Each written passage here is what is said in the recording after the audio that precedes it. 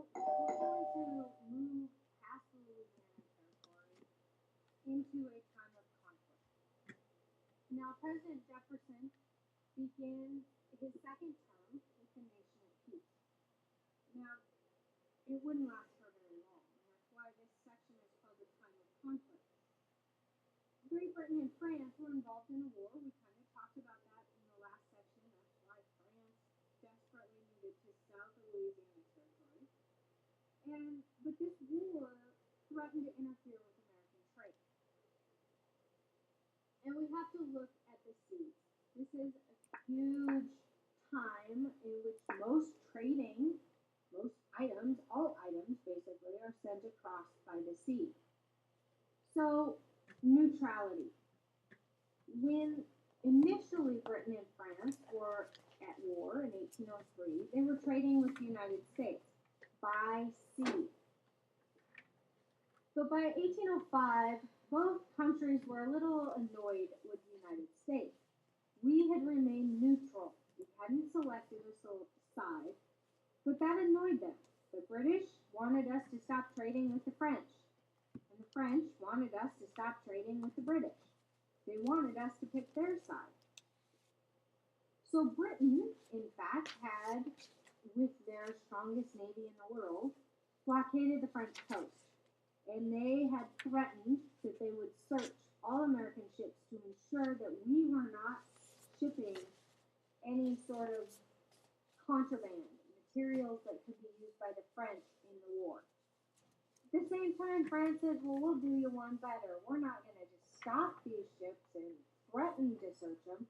We're just going to take these ships. We're going to seize all ships trading with Britain. You're not even going to see these materials, Britain. We don't care what it is. We're taking it. So this is very threatening to the United States, the neutral United States. But it wouldn't be the worst part that gets the United States involved. American sailors began to be kidnapped by the British. The British were running out of sailors. So they forced American sailors into joining the British Navy. This was outrageous to the American people. Outrageous. But this would not be. The final straw was the attack on the Chesapeake. Often, the British would hang outside American ports waiting for American ships so that they could attack American sailors. And they intercepted the Chesapeake in Virginia.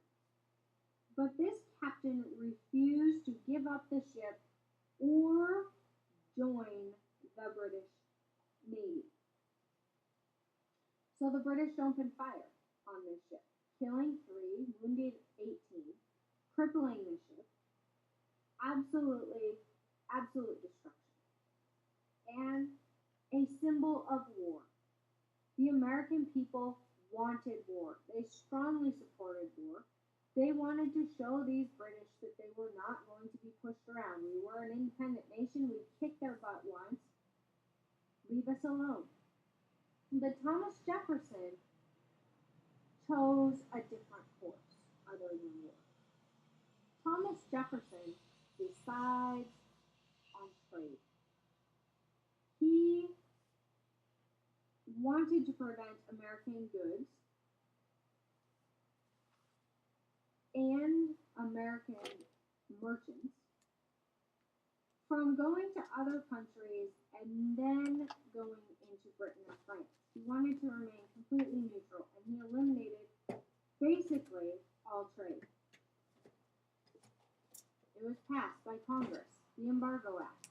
All imports from and exports to all foreign countries were banned as of December 1807. Now the concern was, because France and Britain both had global economies, they had colonies everywhere. Remember, the United States was not the only colony there ever was. That Americans would send products to a colony of the British, for instance, and then the British would therefore get their hands on that product through that colony. and Jefferson disagreed with that. So he banned all trade. Now I want you to write the answer to this question in your journal. Do you think that it was a wise decision for the government to stop trading with other countries? And you know what I'm going to say. You need to explain yourself. Why or why not? This should be at least a half a page. I'm looking for something organized. There should be a topic sentence that states your opinion. And give me explanations as to why you think the government should or should not have stopped trading with other countries. As I mentioned before, Jefferson and Madison wanted to hurt Britain to avoid the war. They believed that Britain depended on the agricultural products, in particular cotton, that was provided by the American South. So that's why they pushed through the Embargo Act. Except this was a complete disaster. It wiped out trade with all other nations, not just Britain and France. All other nations, even nations that weren't part of this battle between Britain and France, this war. They weren't colonies of Britain and France. The Embargo Act simply said basically it put a wall around the United States. It was devastating to the American economy. Items, cotton. Where are Southerners going to trade or sell their cotton? Northerners can't use all of it. That's quite apparent. Otherwise, they wouldn't have been selling it to Britain to start with. So it was absolutely. In fact, Congress had no choice but to repeal the Embargo Act. And they replaced it with the Non-Intercourse Act that said no trade with Britain and France and their colonies. So if Britain and France want to fight, that's fine, but we're not going to trade any goods. Problem was a lot of the damage had been done.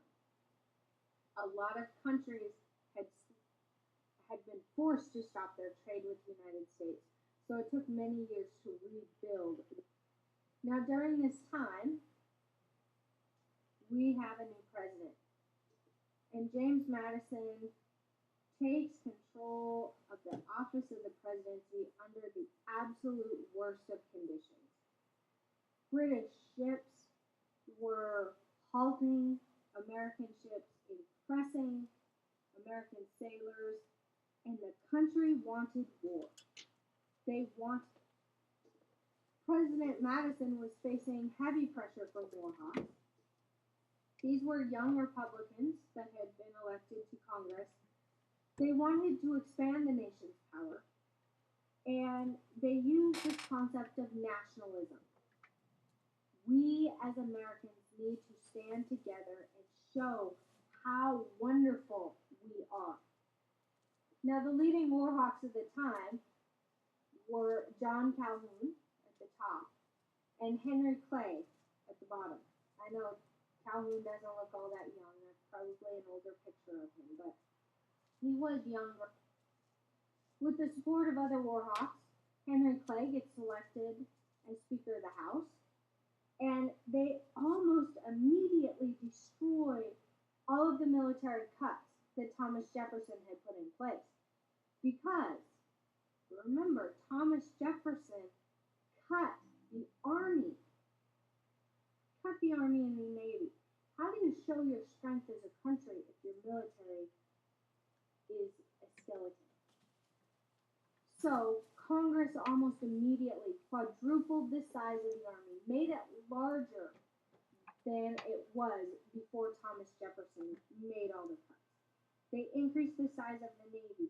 They did all sorts of military spending to increase the size and the power of. By the spring of 1812, President Madison had come to the conclusion that war with Britain was inevitable. It's going to happen. Unbeknownst to him, Britain had decided to end their policy of search and seizure of American ships. But the war machine was already moving. And so we're going to talk about in the next section that second war